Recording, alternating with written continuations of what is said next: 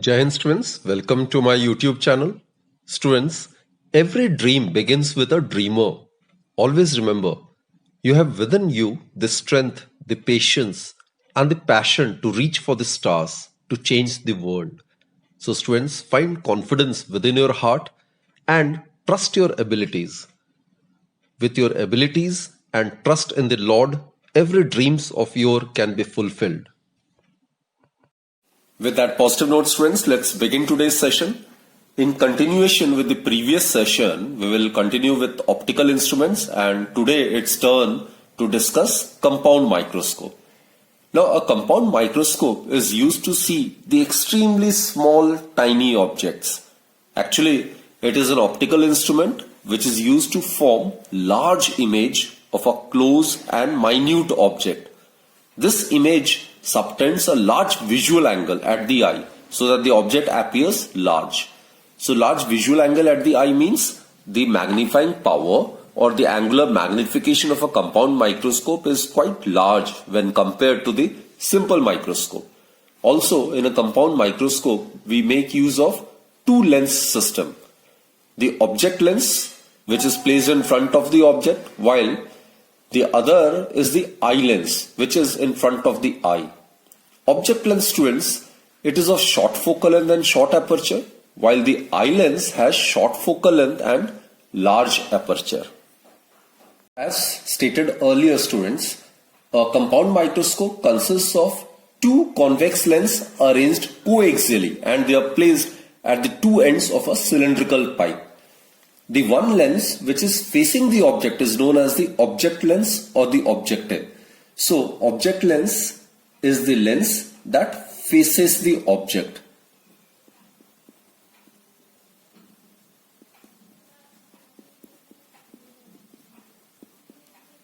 So, object lens, it faces the object, and the nature of the object lens is converging. That is, it is of converging nature or a convex lens, right? The aperture of the object lens, it must be very short. So it should have short aperture and short focal length. So this is related to regarding the object lens, right? The other lens is known as the eye lens. This is the lens which is close to the eye. This lens is close to the eye, and this lens is also convex lens, that is, it is of converging nature. And its aperture, student, its aperture is quite large, but it must possess short focal length, right? So these are the two lens systems which we make use of in the construction of a compound microscope. And students, the separation between the objective and the eyepiece. Object lens is also known as objective, and the eye lens may also be termed as eyepiece. So the separation between these two lenses can be changed by appropriate screws fixed on the panel of the microscope. It is actually known as rack and pinion arrangement. So students, in the case of compound microscope, there are two cases, as was done previously in the case of simple microscope. Case 1 is when the image is formed at LDDV, and case 2 is when the image is assumed to be formed at infinity. So let's try to discuss this case, and we are supposed to find out the expression for the magnifying power or the angular magnification, right? Before that, let us concentrate on the definition of magnifying power or the angular magnification, right? It's the same. It's defined as the ratio of beta and alpha. Beta, as you are aware, students, it is the angle which the final image at the eye subtends, right? And alpha is the angle which the object at the eye subtends. The ratio of beta and alpha, that is known as magnifying power or angular magnification. The only thing to be noted down over here is, in this case, the image is formed at LDDV. So here, the angle beta would be the angle subtended by the final image at the eye when it is at LDDV. And alpha, obviously, for the microscope is the angle subtended by the object at the eye when it is placed at LDDV and seen directly, right? So magnifying power or angular magnification mathematically is given by beta by alpha. Now since alpha and beta in practice are very, very small, therefore they can be replaced with their tangents. That is, beta may be written as tan beta, alpha may be written as tan alpha. That is, m is equal to tan beta divided by tan alpha. So magnifying power of a compound microscope when the image is formed at LDDV is defined as the ratio of the angle subtended by the final image at the eye, this is beta, to the angle subtended by the object seen directly when both are at least distance of distinct vision.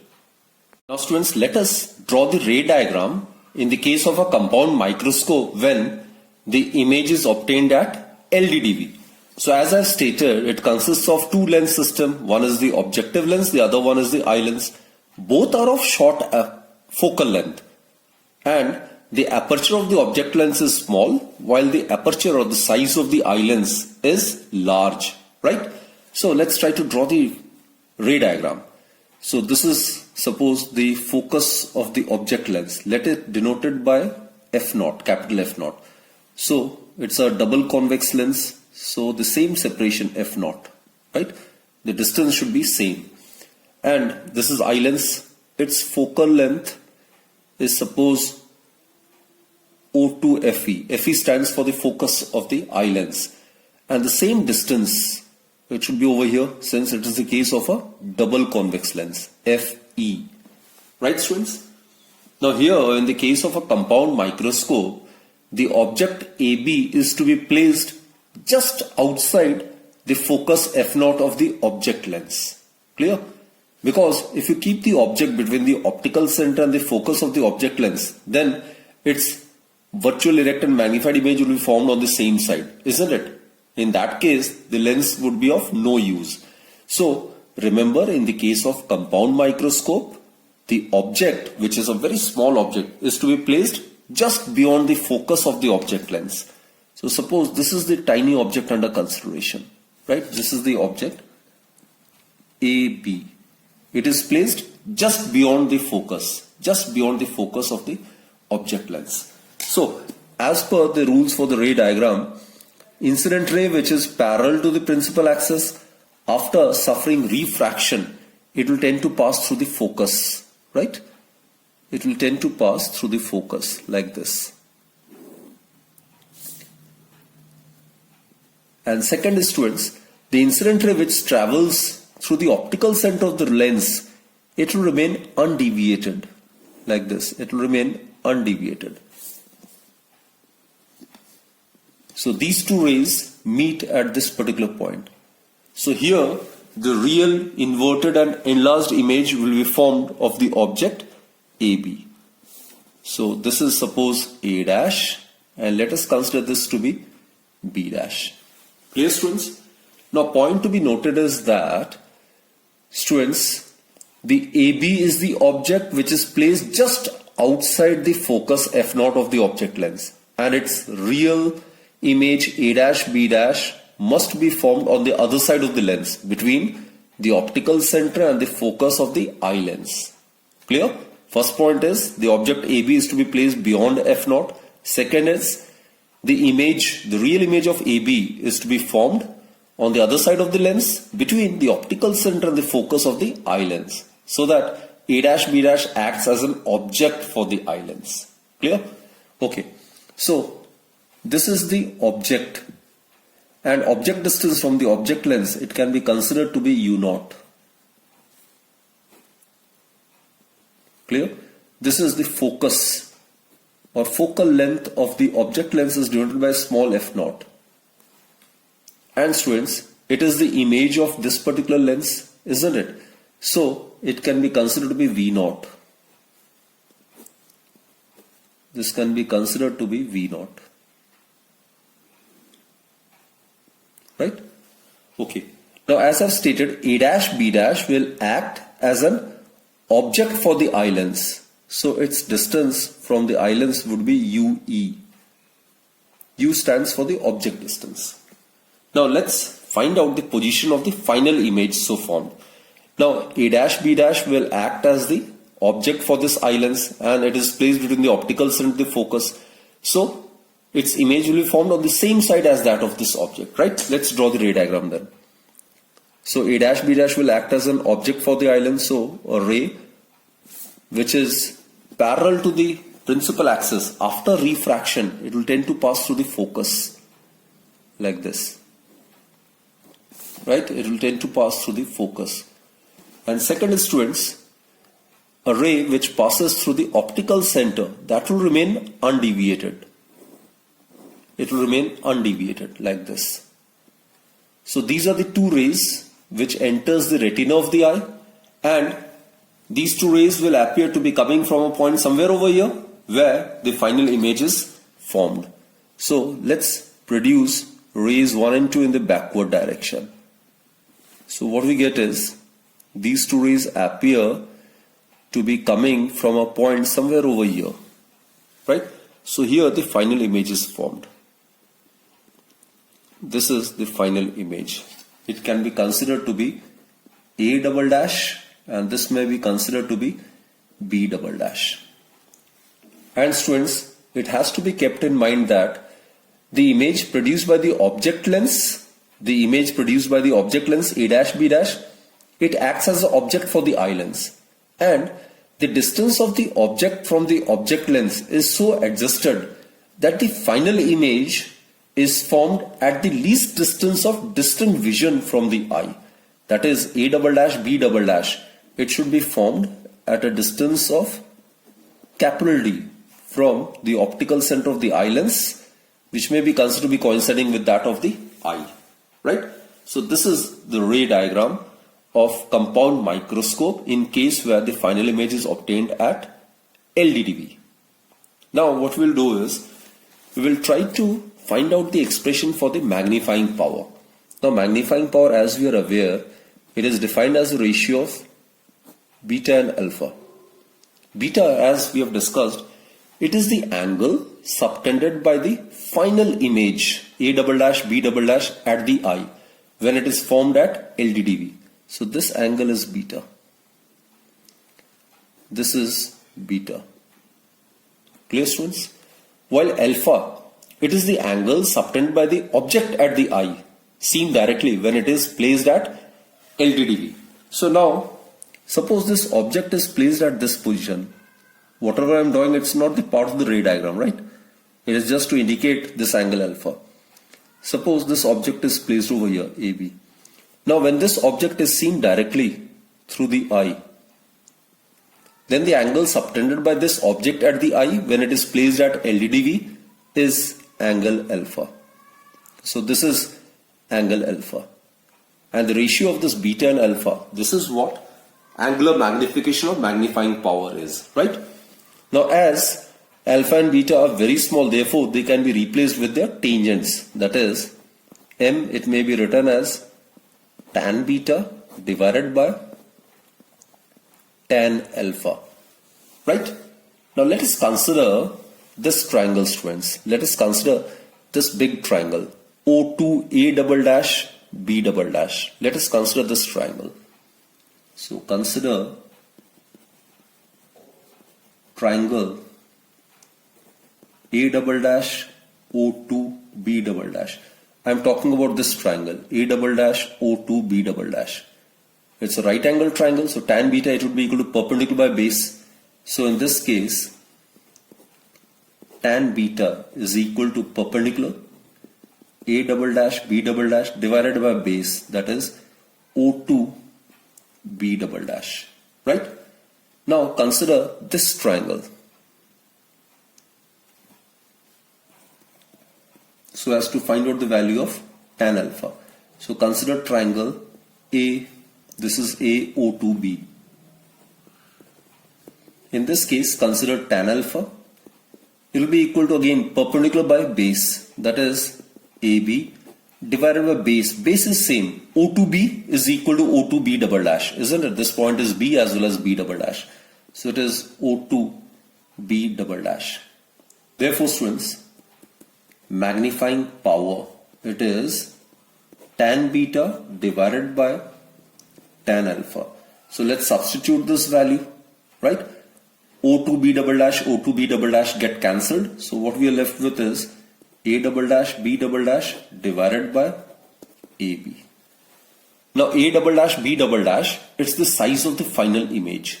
AB, it is the linear size of the object. Now what we do is, let's multiply and divide this expression by A dash, B dash.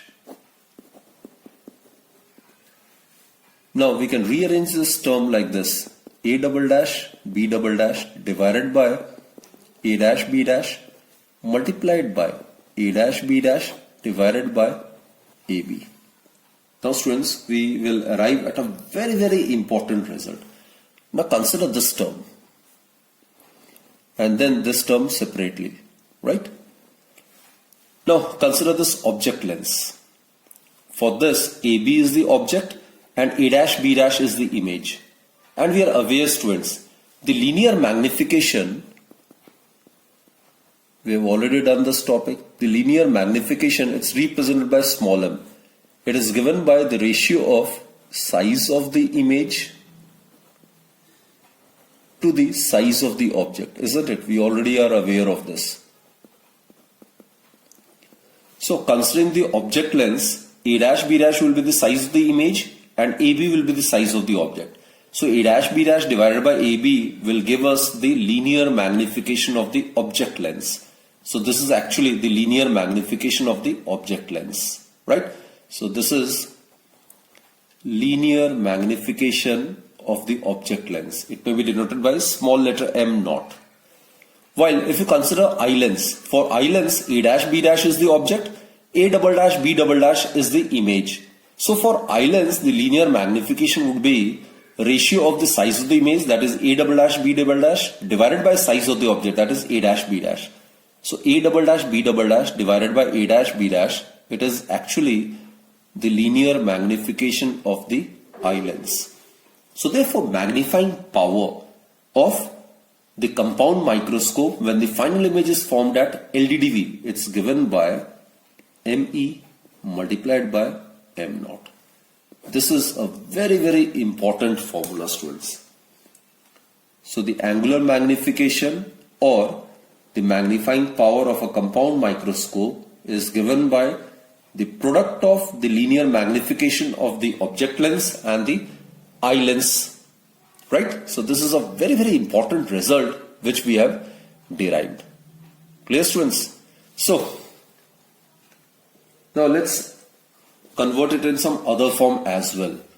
So by definition of linear magnification, we are aware m naught, as I have told you, it is the linear magnification of the object lens. It is the linear magnification of object lens. And in terms of the image and the object distance, it is given by the ratio of the image distance to the object distance. Put this as equation number 1, right? So linear magnification is defined as the ratio of the size of the image to the size of the object, and in terms of the image and the object distance, it is defined as the ratio of the image distance to the object distance from the optical center of the lens. So that is what we have made use of here over here. Also ME, it will be given by VE divided by UE. Clear? Now what we do is we'll try to convert it in the terms of D, which is the least distance of distinct vision.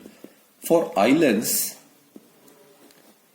if we make use of Gaussian lens equation, then what we get is 1 by VE minus 1 by UE is equal to 1 by FE. F is the focal length of the eye lens, right? Or if you multiply both the sides by VE, what we get is 1 minus VE divided by UE is equal to VE divided by FE. Or students, we can also write it like this. VE by UE is equal to 1 minus VE by FE. And from equation 2, let us consider this to be equation 2. From equation 2, VE by UE is ME, isn't it? Therefore, from equation 2, it's pretty clear that ME, that is the linear magnification of this eye lens, it's given by 1 minus VE divided by FE. Put this as equation number 3. Now the last step, students. Since we have obtained the value of M0 as well as ME, now from equation 1 and 3, let's substitute these values in equation 1. And in the final step, we'll make use of sign convention. Therefore, students, from equation A, what we get is M is equal to M0 into ME. M0 is V0 by U0 and ME is 1 minus VE divided by FE. Now in the last step, let's make use of sign convention. So using sign convention, we get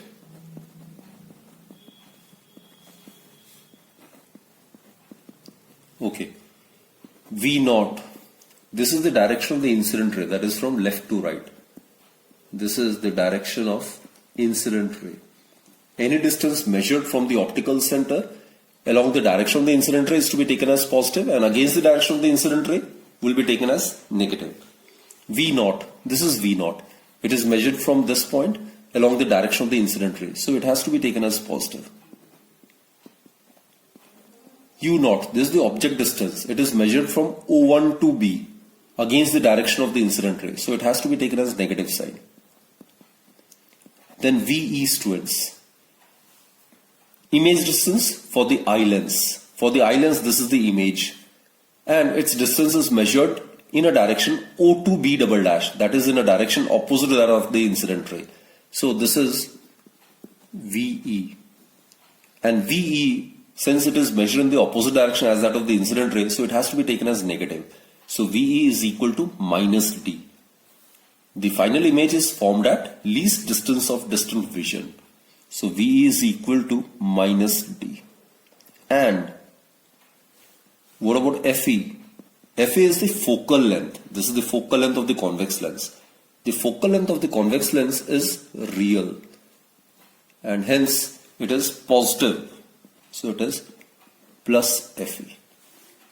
Therefore, students, substituting all these values over here, what we get is M, the magnifying power of a compound microscope when the final image is formed at least distance of distant vision. It is given by V0 by U0. So it will be V0 divided by minus U0. So you can put here as minus into 1 minus VE is minus D. So minus minus will become plus, plus D by FE. So this is the expression for the magnifying power or the angular magnification of a compound microscope in this particular adjustment. Right, students? Now there is a special case as well, right? In practice, students, let's consider this special case. In practice, the focal length of the object lens is very short, and the object AB is placed just outside the focus of the object lens. Therefore, U0 may be approximately, U0 is approximately equal to this F0. This is F0. It's a double convex lens of same magnitude, right? In magnitude. And also, students, we are aware the final image is formed at the least distance of distant vision from the eye. So for the final image to be formed at LDDV, the image A-B', image of the object AB, that is A-B', is formed between the optical center and the focus of the eye lens. Now, since we are aware, the focal length of the eye lens is also very small, isn't it? So the distance of the image A dash B dash from the object lens, that is V naught, it can be considered to be nearly equal to the length of the microscope tube, because A dash B dash lies very close to the eye lens. It lies between the optical center and the focus of the eye lens. So if this is the length of the tube, as I've stated, these are the two lens systems which are placed at the two ends of a coaxial cylindrical tube. So since the focal length of the eye lens is also very small and A dash B dash is formed between its optical center and the focus, therefore A dash B dash may be considered to be very close to the eye lens, and hence the distance of A dash B dash from the object lens, that is V naught, it may be considered to be approximately equal to the length of the cylindrical tube. So that is V naught may be considered to be approximately equal to the length of the tube. In that case, students, the magnifying power in terms of the length of the cylindrical tube and in terms of the focal length of the object lens, it may be written in this particular manner. Minus, in place of V naught, you can write L. This is the length of the cylindrical tube under consideration. Divided by, in place of U naught, you can write F naught, and 1 plus, it is the near point or the least distance of distant vision. For a given eye, it is constant, divided by Fe. So from this expression, it is pretty clear that for large magnifying power, both the focal lengths of the objective as well as the eyepiece must be small. So this is the reason why the focal length of the object lens as well as the eye lens should be very short, isn't it? The smaller the value of F0 of Fe, the greater will be the magnifying power. Clear, students? And this negative sign indicates that the final image obtained is inverted, right? Now, students, let us consider the case 2 when the image is formed at infinity. So here, obviously, the magnifying power of the compound microscope will be defined as, again, the ratio of beta by alpha. Beta over here would be the angle subtended by the final image at the eye when it is formed at infinity. And alpha obviously would be the angle subtended by the object seen directly when it is placed at LDDV, right? So again, magnifying power, it would be given by beta by alpha. And since alpha beta is small, therefore they can be replaced with their tangents. So it may be written as tan beta divided by tan alpha, right? So as I've stated, compound microscope has got two lens system. One is the object lens, the other one is the eye lens. This is the object lens and this one is the eye lens, right? And both are of short focal length. Its aperture is small while the aperture of the eye lens is large. Comparatively speaking, the focal length of eye lens should be slightly greater than that of the focal length of the object lens. Otherwise, the focal length of both should be small. The smaller the focal length of both object lens and the eye lens, the more will be the magnifying power, right? So, this is suppose the focus of the object lens. Now, as I've stated earlier, in the case of compound microscope, the object, which is very, very tiny, it is to be placed just beyond the principal focus of the object lens. So suppose this is the object AB. Let's draw its ray diagram. So ray which is parallel to the principal axis, after refraction, it will tend to pass through the focus like this. And second, the incident ray which passes through the optical center, it will remain undeviated like this. So these two rays are meeting at a point somewhere over here. So here the inverted real and magnified image will be formed. The size of A dash B dash is greater than that of AB. So this is the inverted image obtained, A dash B dash, right? Now students, our objective is that the final image must be formed at infinity. So for that to happen, this image A dash B dash, which will eventually act as an object for the eye lens, must be formed at the focus of the eye lens. So this must also be the focus of the eye lens. Right? This must be the focus of the eye lens. So this distance must be FE. Right? It is FE. Since it is a double convex lens, the magnitude would be same. So again I repeat, students, AB, it is the original object and its distance from the object lens is U0. Right? The image of AB is formed, A dash B dash, which is formed exactly at the focus of the eye lens. So this is V0. And this object, that is A dash B dash, will act as an object for the eye lens. So it is U0. UE actually, it will act as an object for the eye lens. Right? So UE would be equal in magnitude with that of the focal length of the eye lens. So the key point over here is, in order to obtain the final image at infinity, the image A dash B dash of the object AB must be formed at the focus of the eye lens. Now what happens is, this will act as an object for the eye lens. So let's draw the ray diagram for the final image. So ray parallel to the principal axis, we are aware, it will tend to pass through the focus after refraction. It will be like this. And the second one is a ray from the A dash B dash, which passes through the optical center, will remain undeviated. These two rays, 1 and 2, will enter the retina of the eye, and it will appear as if these two rays are coming from a point somewhere located at infinite distance, so that the final image is obtained at infinity, like this. So we are already aware, we have considered all the cases of ray diagram. So we have dealt with this case that when an object is placed at the focus, its image is formed at infinity in the case of a converging or a convex lens. So here image is obtained at infinity, right? So image obtained at infinity. So this is the relevant ray diagram for this particular case. So image formed at infinity, in that case the angle subtended by the image at the eye, that is angle beta. And if this object is kept, this is not the part of the ray diagram I am drawing, right? This is just to represent alpha.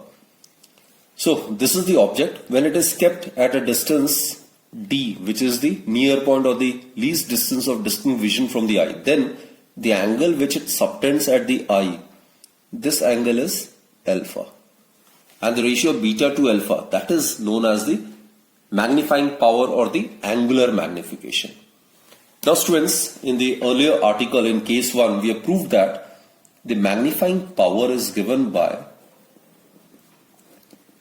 the magnifying power or the angular magnification, that is capital M, is given by M0 multiplied by ME. M0 is the linear magnification of the object lens, ME is the linear magnification of the eye lens, which in turn is given by M0, it's equal to V0 by U0. And students, ME, it is equal to VE divided by UE, right? Linear magnification is defined as the ratio of the size of the image to the size of the object.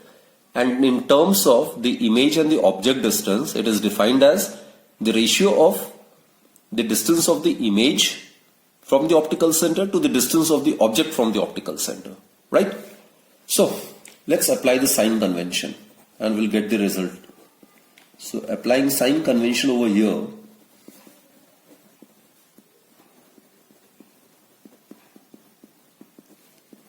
we get sign convention is to be applied once, and that is in the last step.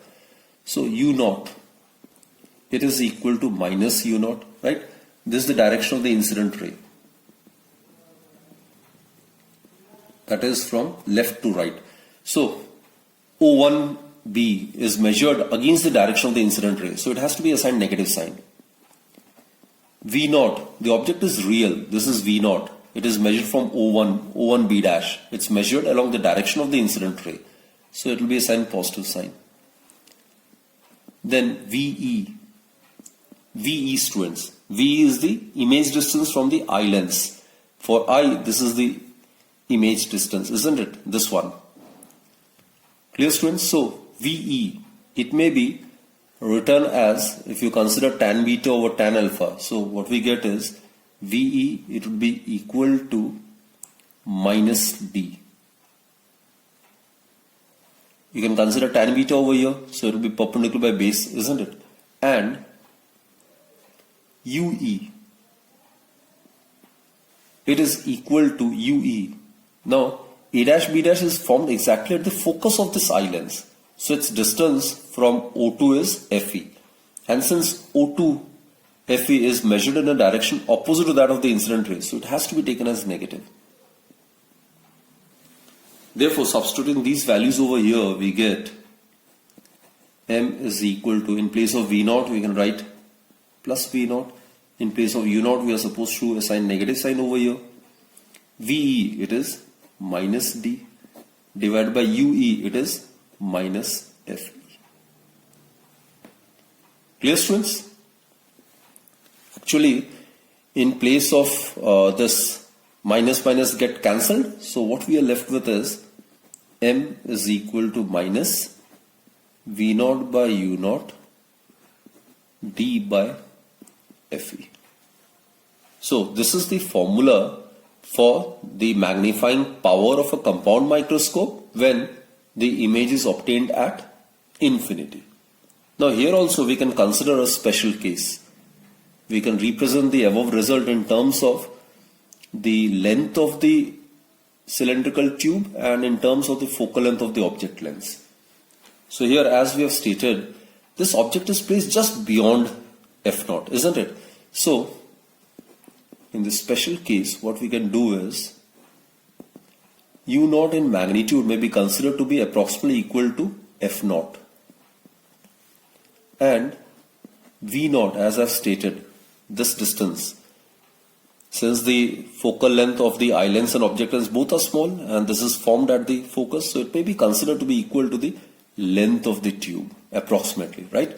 So in such a case, the magnifying power is given by minus L over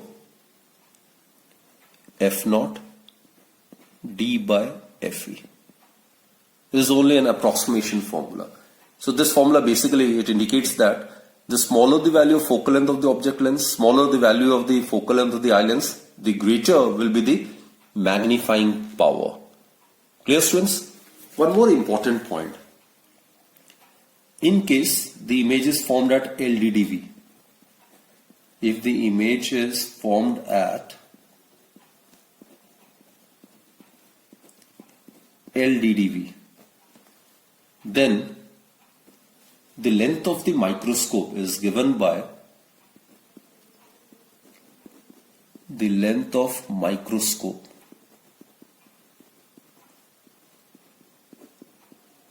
is given by V0 plus UE. This we have done in the previous article, right? And over here, when the image is, this is the case 2 I am talking about, image is formed at infinity, then the length of the microscope is given by